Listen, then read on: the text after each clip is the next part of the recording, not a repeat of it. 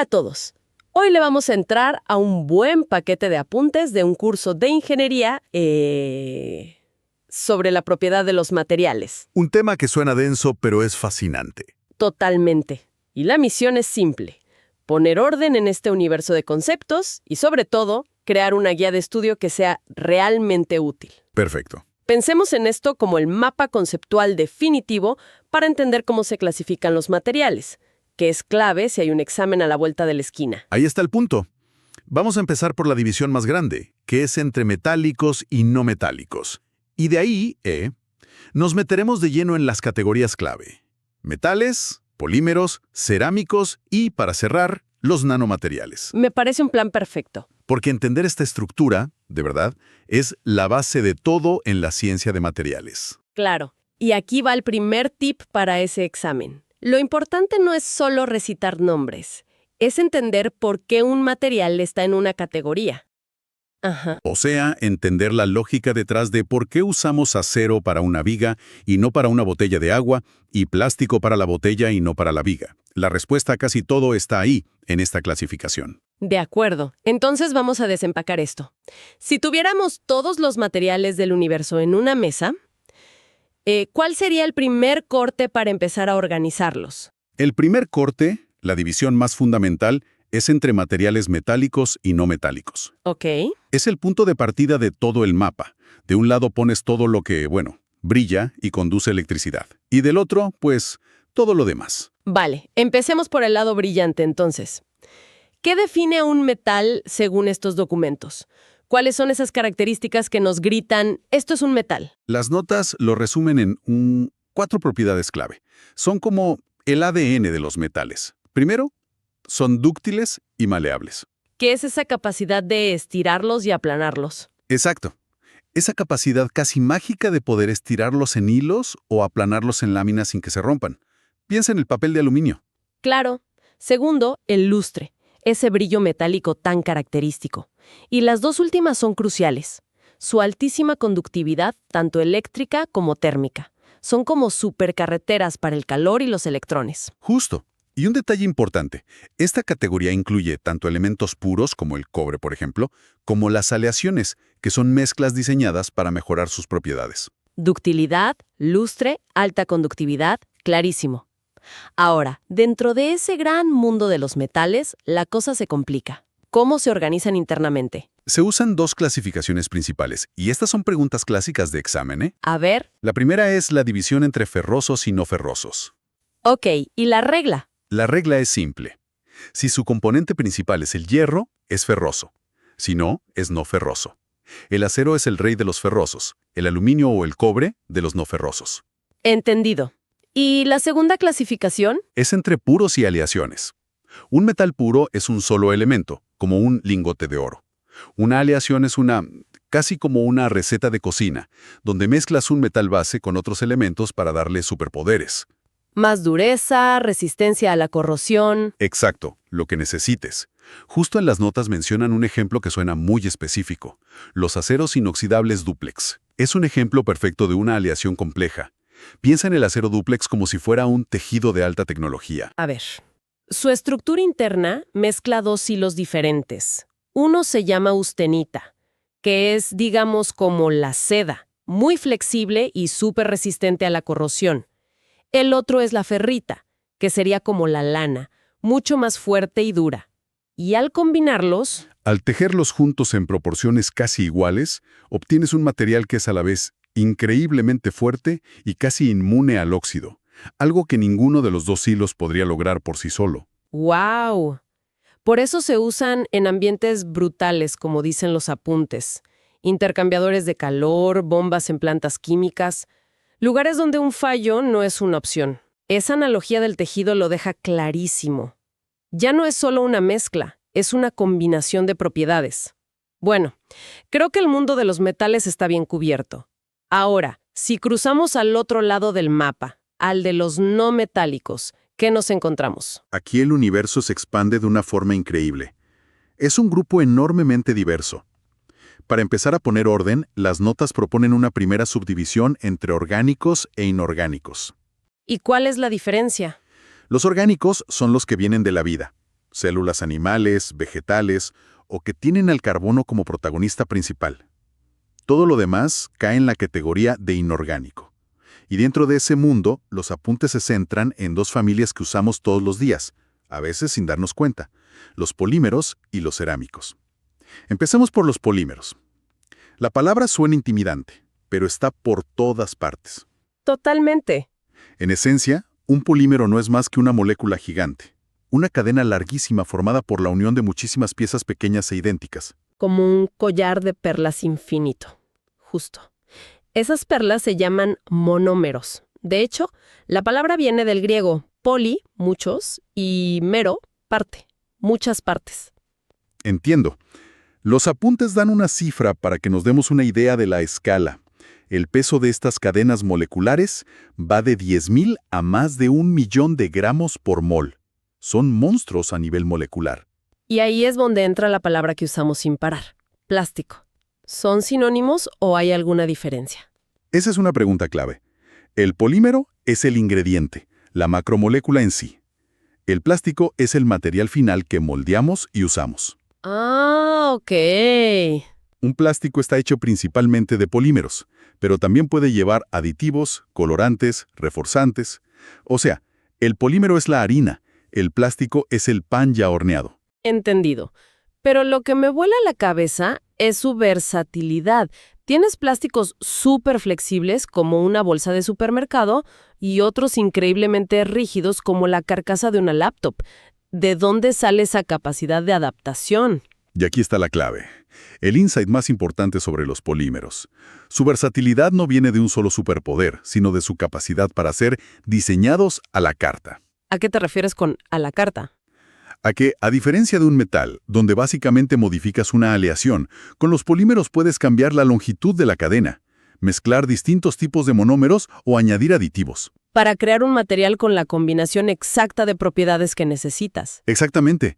Son el material más personalizable que existe. Por eso las notas destacan propiedades tan variadas. Son termoplásticos, o sea, se pueden derretir y moldear una y otra vez. ¡Ajá! Pueden ser elásticos o rígidos, transparentes u opacos, y muy importante, son excelentes aislantes de la electricidad y el calor. Si son tan personalizables, me imagino que también necesitan su propia clasificación interna para no perderse. Exacto. Y las notas nos dan dos formas principales de ordenarlos. La primera es según su origen. Naturales y sintéticos, supongo. Correcto.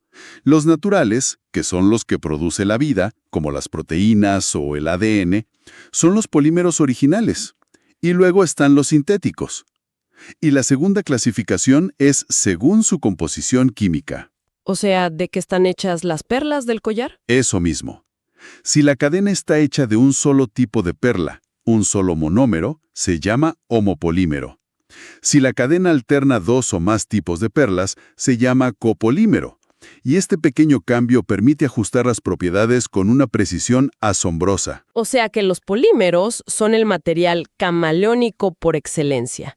Pero tienen un talón de Aquiles, ¿no? La mayoría no se lleva bien con las altas temperaturas. Definitivamente. Si necesito algo que aguante un calor infernal o que sea duro como una roca, me imagino que ahí es donde entran los cerámicos. Justo ahí, has dado en el clavo de cómo un ingeniero elige un material, buscando la propiedad que necesita y que otro material no le puede dar. ¡Claro! Y sí, cuando buscas resistencia a altas temperaturas y una dureza extrema, piensas en cerámicos. La definición técnica que dan los apuntes es muy precisa. Son compuestos que unen átomos metálicos con elementos no metálicos. ¿Cómo cuáles? Principalmente oxígeno, nitrógeno o carbono. El ejemplo que dan es la alúmina, Al2 o 3, donde tienes aluminio, que es el metal, unido a oxígeno, el no metal. Espera, esa definición me genera una duda. Un metal unido a un no metal. Eso suena muy parecido a la composición de muchas rocas o minerales que encontramos en la naturaleza. ¿Dónde está la línea que separa a un cerámico de, digamos, una simple piedra? Excelente pregunta. Muestra que estás pensando más allá de la definición. La línea es el procesamiento. ¿El procesamiento? Sí. Un cerámico, en el sentido de la ingeniería, es un material que ha sido procesado por el ser humano, generalmente a altas temperaturas. un proceso llamado sinterización, para obtener una microestructura controlada. Ah, ya veo. Una roca es un agregado natural de minerales. Nosotros tomamos esos minerales, los purificamos, los molemos, les damos forma y los cocinamos para crear un cerámico con la dureza o la resistencia eléctrica que queremos. El control humano es la diferencia. Ah, o sea que la clave es la manufactura. Y supongo que, como con los polímeros, hay un mundo más allá de la imagen tradicional que tenemos de ellos, como los ladrillos o la vajilla. Totalmente. Esos son los cerámicos tradicionales. Pero el campo de los cerámicos avanzados es impresionante. Por ejemplo, el óxido de circonio. ¿Qué tiene de especial? Es tan duro y biocompatible que se usa para hacer cuchillos que casi no pierden el filo o implantes dentales. O el carburo de silicio, que es tan absurdamente duro y ligero que se usa en chalecos antibalas o en los frenos de autos de Fórmula 1. ¡Wow! Eso rompe por completo la idea de que un cerámico es algo frágil. Sí, rompen el molde. Aunque, irónicamente, la pantalla de mi celular, que seguro es algún tipo de vidrio cerámico avanzado, se hizo añicos la semana pasada. A todos nos ha pasado. Todos hemos experimentado la propiedad clave de los cerámicos de la peor manera. Sí. Esa pantalla es increíblemente dura y resistente a los rayones, mucho más que el plástico o el metal. Pero esa misma estructura atómica tan rígida que le da esa dureza también la hace frágil. No se dobla, no se deforma, nada. Acumula la energía del impacto hasta que dice, no puedo más, y ¡pum!, se fractura. Es el compromiso clásico en la ciencia de materiales. La dureza a menudo viene a costa de la fragilidad. Qué buena forma de verlo. Ok. Tenemos el mapa casi completo. Metales, polímeros y cerámicos. Pero los apuntes guardan una última categoría que lo cambia todo. Nos llevan a una escala que parece de ciencia ficción. Los nanomateriales. Sí. ¿Qué los hace tan distintos? Aquí la lógica que hemos usado hasta ahora se invierte por completo. ¿Cómo que se invierte? Para metales, polímeros y cerámicos, la pregunta era ¿de qué está hecho? Para los nanomateriales, la pregunta fundamental es ¿qué tan grande es? El tamaño. El tamaño. Su clasificación no depende de su composición química, sino de sus dimensiones. Un material entra en esta categoría cuando al menos una de sus dimensiones es menor a 100 nanómetros. Y un nanómetro es la milmillonésima parte de un metro. Es una escala donde las reglas del juego de la física cambian. Un momento. Eso es un giro total. O sea que podrías tener, en teoría, un nanomaterial de carbono y un metal de carbono como el acero, y su comportamiento sería completamente distinto solo por la escala. Exactamente. La pregunta ya no es el qué, sino el cuánto. Has captado la esencia de la nanotecnología. No se trata de hacer las cosas más pequeñas. Se trata de que al llegar a esa nanoescala, los efectos de la física cuántica empiezan a dominar y los materiales adquieren propiedades radicalmente nuevas. Entonces, si todo depende de cuántas de sus dimensiones son nano, ¿cómo funciona esa clasificación? Los documentos lo explican de una forma muy visual.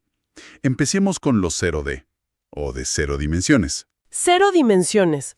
O sea, ¿un punto? Básicamente. Significa que sus 3 dimensiones, largo, ancho y alto, son menores a 100 nanómetros. A esta escala, los electrones del material están confinados, no pueden moverse libremente. El ejemplo estrella que muestran es el fulereno, esa molécula de carbono que parece un balón de fútbol en miniatura. Ok, entiendo los 0D. ¿Y la siguiente categoría? 1D. Correcto. Los nanomateriales 1D o de una dimensión. Aquí 2 de sus dimensiones son nano, pero la tercera es mucho más larga. Imagina un hilo o un tubo increíblemente delgado. Como una autopista de un solo carril para los electrones. Justo así. Están confinados en 2 dimensiones, pero pueden moverse libremente a lo largo de ese eje largo. El ejemplo perfecto que nos dan es el de los nanotubos de carbono. ¿Me estás diciendo que si tomo una barra de carbono y la encojo hasta que tenga menos de 100 nanómetros de ancho, de repente sus electrones solo pueden moverse en una dirección? Eso rompe por completo mi intuición.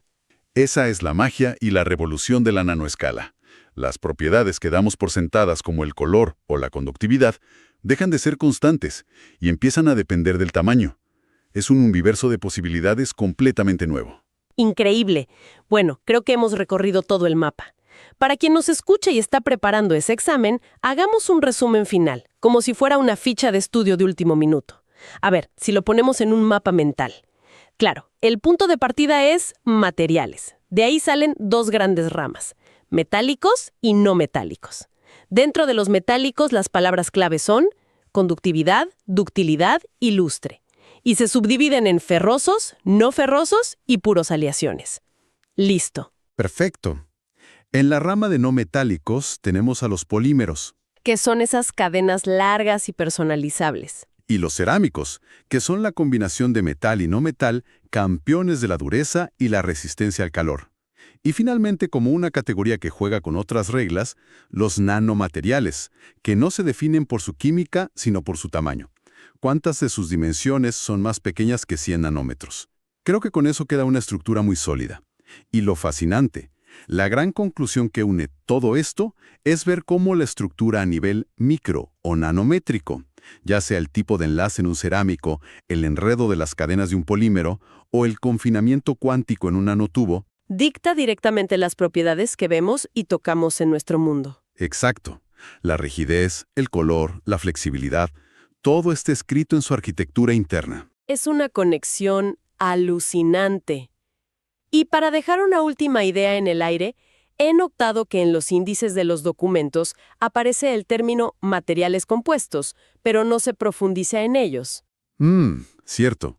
Así que una pregunta para reflexionar. Considerando lo que hemos desglosado, metales, polímeros, cerámicos, ¿qué podría ocurrir cuando estas categorías tan distintas se combinan a propósito en un solo material? ¿Qué tipo de supermaterial se podría diseñar al mezclar lo mejor de cada uno de estos mundos?